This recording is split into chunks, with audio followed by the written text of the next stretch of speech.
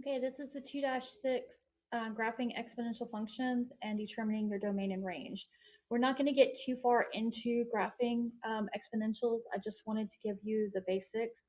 So on all exponential functions, the domain will be all real numbers. That is not going to change unless the graph has been limited, like number 5. The rest of it will be either y will be bigger than 0 or it will be smaller than 0 depending on which side. If y is on the top half of your graph in quadrants 1 and 2, then it will be y is greater than 0. So when you don't actually have a graph, I do recommend going ahead and drawing a little graph. It doesn't take much and it doesn't have to even look perfect to get an idea of what is going on with these 3 dots. Are they on the north side or on the negative side? Okay, on this one, everything is in quadrants 3 and 4. They're on the y is negative, so y is less than 0.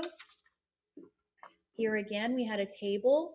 I just drew a real quick graph, sketched out a graph for it, and I see that it's on the positive side of my y, so y is greater than 0. On this one, we do have a limitation. So we have to do our left to right scenario. So left to right, we come to a hole at 0, and then we keep going by and we come to a solid dot at positive 3. So our domain is 0 non-inclusive, less than x, less than or equal to 3.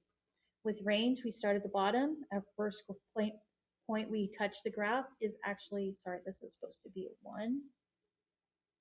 My bad. It's at 1, non-inclusive, and it grows up, and the last place you can touch the graph is when y is 8. Okay, so for this one, I'm going to grab my trusty calculator because it has an equation, and I'm going to graph the equation. 6, use the caret button, which is right here next to the x squared, to make the exponent, and then x. And you can see again, you have,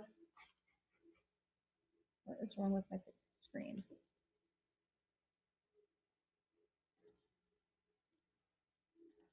Hold on, guys.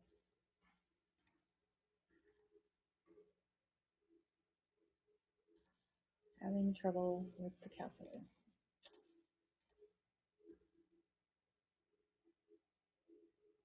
Okay, as you can see, the graph is on the positive side of y, so y is greater than 0.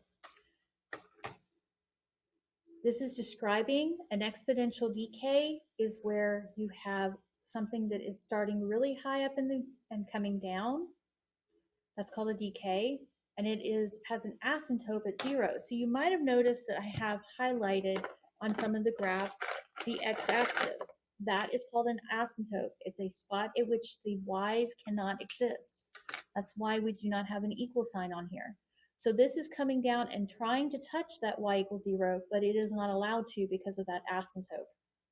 And this one is what's called exponential growth because it starts small and goes big. And again, it's on the positive side, so y is greater than 0. So the ranges does not have anything to do with the names exponential growth or decay. It has to do with what your y's are allowed to be. Okay? And that is all the notes for this one. Sorry about the technical difficulties.